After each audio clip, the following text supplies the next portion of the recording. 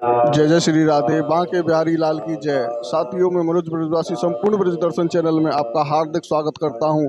जैसे कि आपको सबको पता है, ब्रज की होली प्रारंभ हो गई है और ये 40 दिन होली चलती है। 26 तारीख को यहाँ पर दाऊजी मंदिर में बहुत बड़े हुरंगे का आयोजन होता है और वो 11 बजे से लेकर 2 बजे तक चलेगा। बहुत ही अद्भुत तरीके से यहाँ पर सजावट होती है और ये अगर आप ऊपर की तरफ देखेंगे तो यहीं पर बहुत बड़े यहाँ पर टेंट लग जाते हैं चारों तरफ और बहुत ही ज़्यादा यहाँ पर लोग आते हैं। बड़ा ही अद्भुत ये दृश्य है।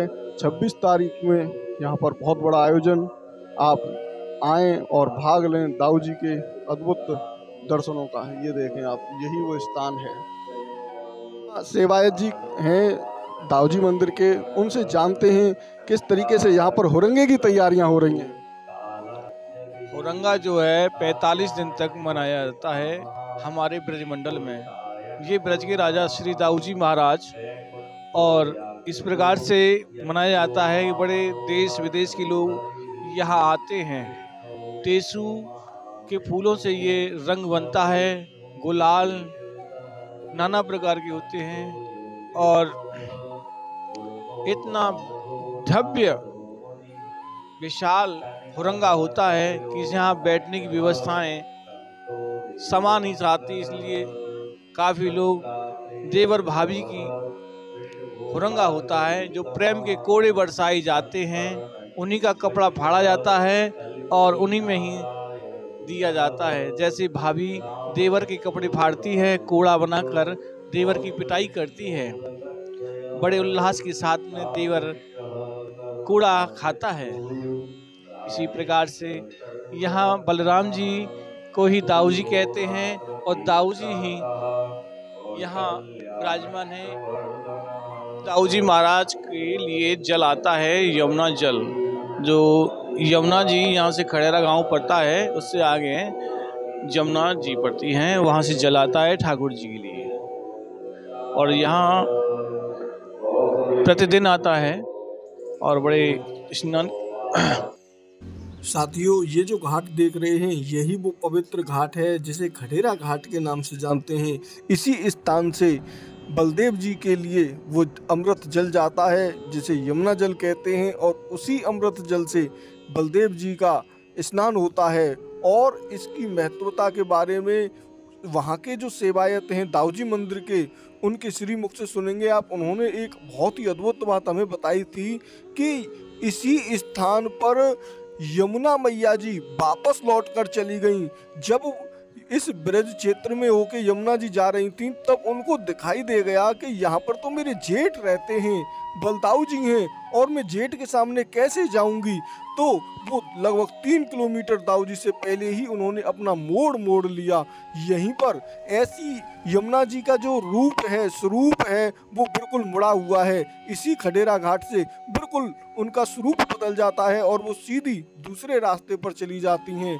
तो ऐसी अद्भुत महिमा इस खडेरा घाट की है जिसका वीडियो हमने पहले डाल दिया है।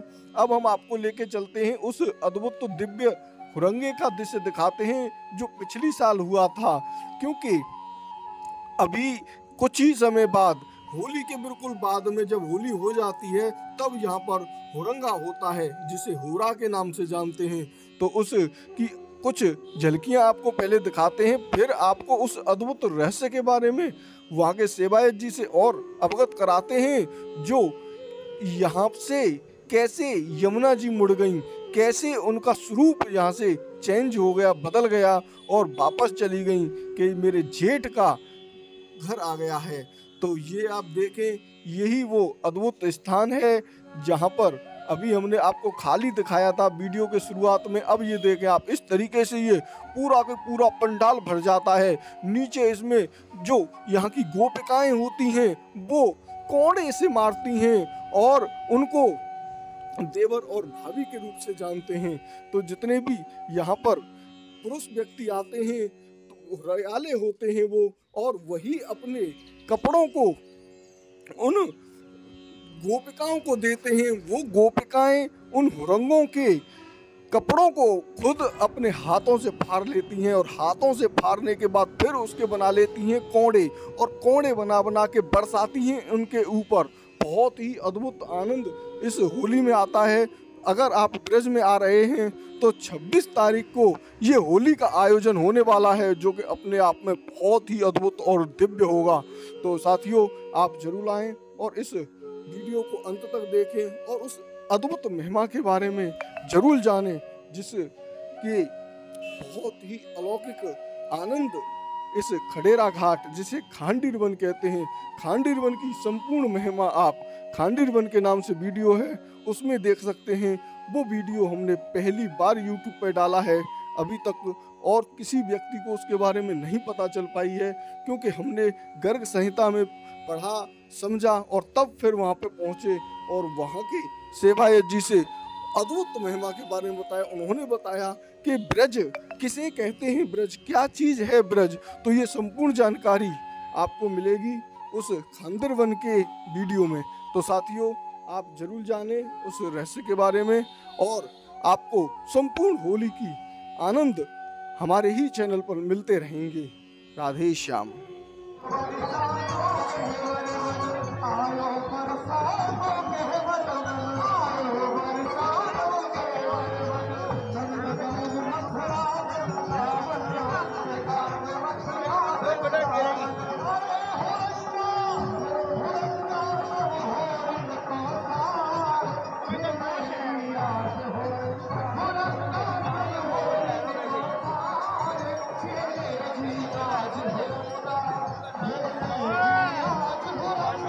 अभी एसी नहीं है?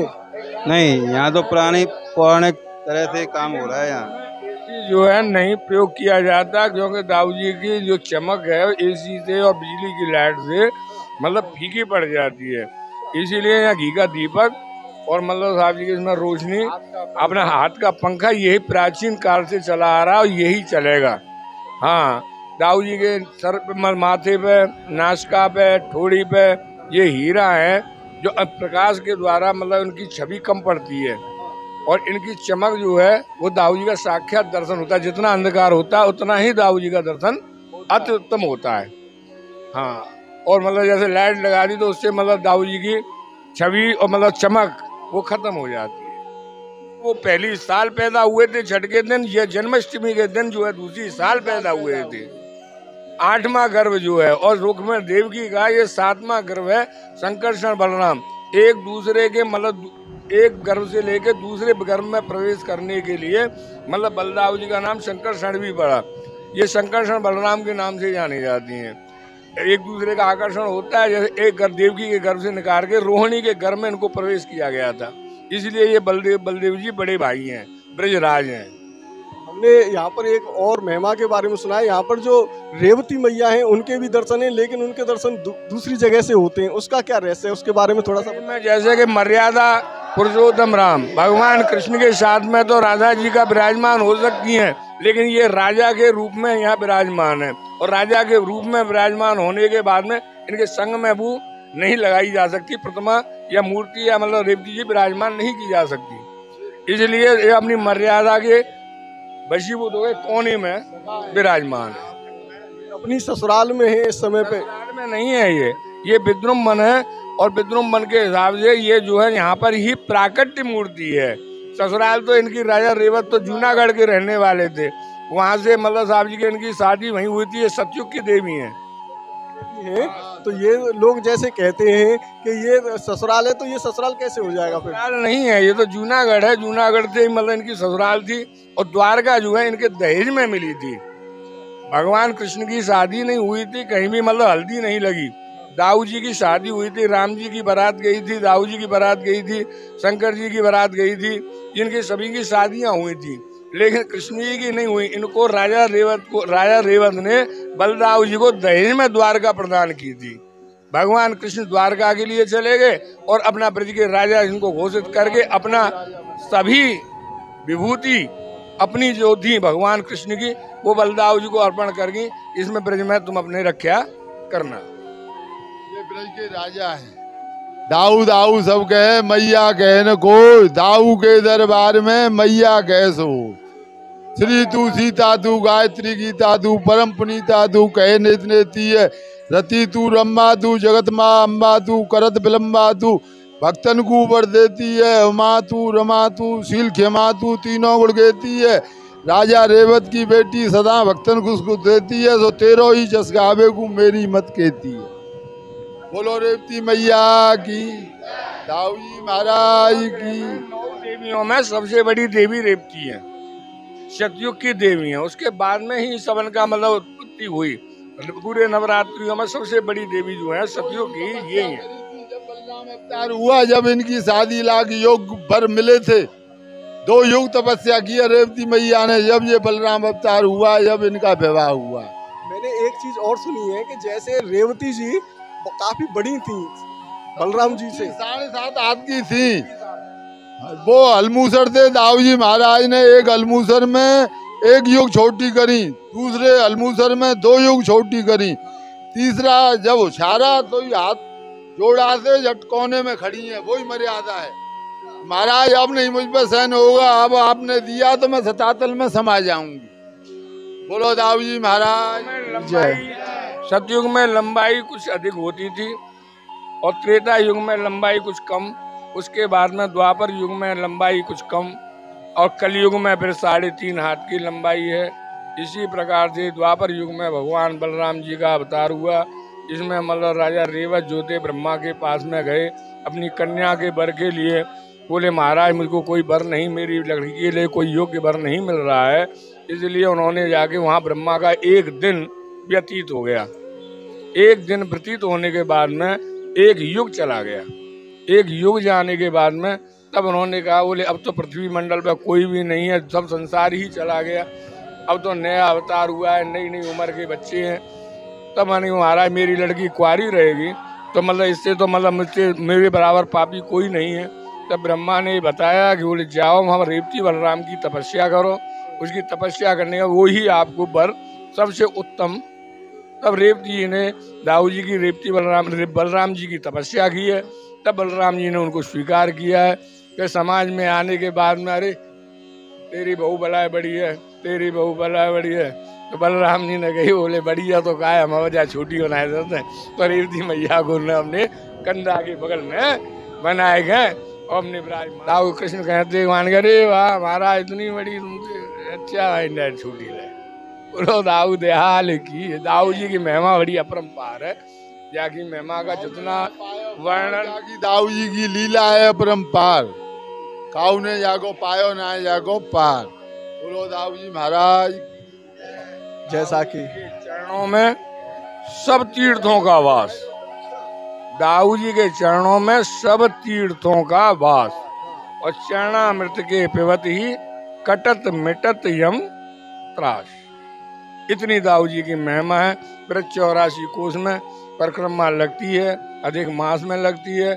लेकिन दाऊ जी का ही प्राचीन मंदिर ये ही परिक्रमा मार्ग में आता है, अन्यथा कोई मंदिर नहीं आता।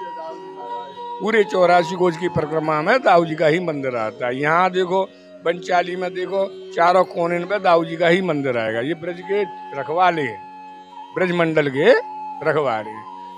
जा ब्रज में भाजन पड़ी, भाज गए सब देव और श्री यमुना सूनी पड़ी तो द्वार अड़ो। जी जो है हर जगह किनारे पे होके आई हैं, वृंदावन आई हैं, गोकुल आई हैं, रमण रेती आई हैं, मथुरा आई हैं। लेकिन यहाँ बलदाऊ जी जेठ हैं, इसलिए किनारे से 4 किलोमीटर की दूरी पे अपना चली गई हैं। जब इन्होंने महाराज किया है तो सभी गोपियाँ आई, लेकिन यमुना मैया नहीं आई। उन्हीं ने इनको पहचान लिया था, बोले ये तो मेरे जेठ हैं। और किसी गोपी ने इनको भगवान को नहीं पहचाना था। ये तो गोरे थे, श्याम वर्ण में अपना रूप उनको देके चले गए। और यमुना मैया का आज भी किनारे से 3 किलोमीटर 4 किलोमीटर की दूरी पे